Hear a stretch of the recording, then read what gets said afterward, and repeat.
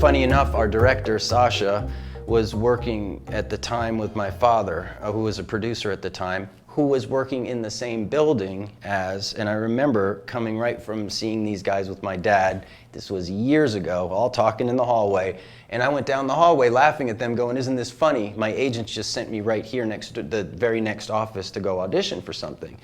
And I ended up meeting Joanna Ray, who then from that audition, which I didn't get, but I apparently read pretty good, she remembered me, and she got me my manager at that time and the Twin Peaks audition. They happened very close together, and it was one of those funny periods where it was like, everything just seemed to be going, you know, in that direction, so a nice direction. So yeah, it was Joanna Ray who brought me in, and then I met with David, and he tends to cast things out of just meetings. He doesn't tend to read people, so we basically just had a meeting and we got along and everything, thank God. So, and it was one of those really neat times. It was shooting a scene where it was a very intimate love scene between me and Lara Flynn Boyle.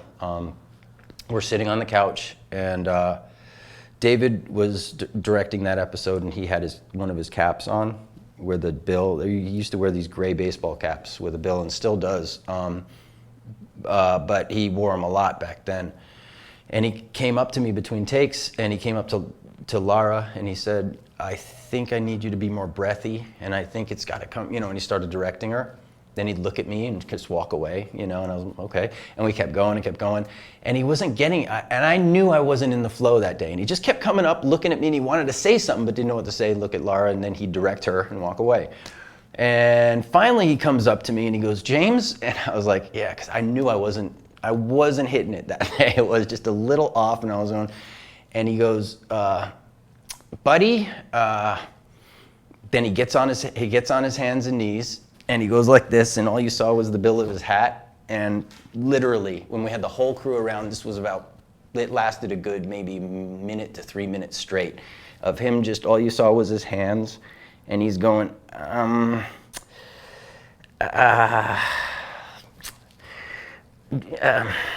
that was going on and on and on and on and on till the crew started to giggle. And it was like, this guy's down there going, and all you saw was the bill. And I'm sitting there looking, we're all starting to giggle. And he goes, and he gets up and he slaps me on the side and goes, go for it, buddy, and walks away.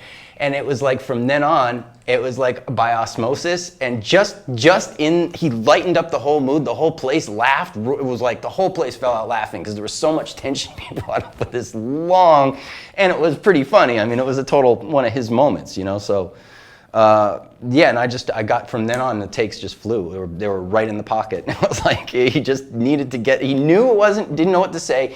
And that's what's brilliant about somebody who has that kind of sensitivity, is that, he knew if he said anything, probably it would throw me worse, because I was in that kind of place. And he knew that all I needed was a little confidence boost to go, you know, you just need to get in there, buddy. So, you know, and it's just funny.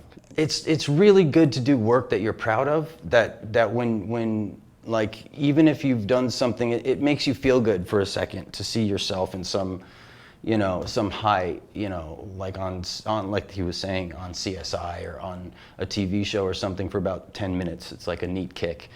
But when you have something that you can look at and be really proud of and say, it allows you the springboard just to pull from, you know, to do your next thing. And every time you get better and better, and you do more of the good work more often when you get a chance to actually manifest something really good like this. So whereas in the scheme of Hollywood, it may not seem like the biggest project or whatever.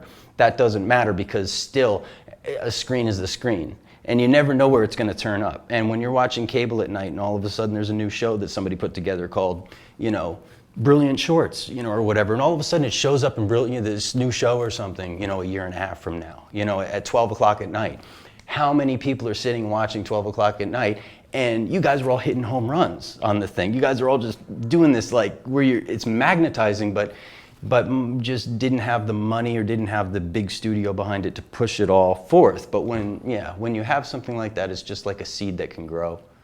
There's one thing about Twin Peaks also, that there's a lot of people who are very magnetized to it, and a lot of people who keep up on what everybody's doing and stuff. So if there are any fans out there who are, you know, maybe want to see my, you know, essence up there with my good buddy or whatever, I'd super appreciate it. I think this is going to be a great project, so thanks.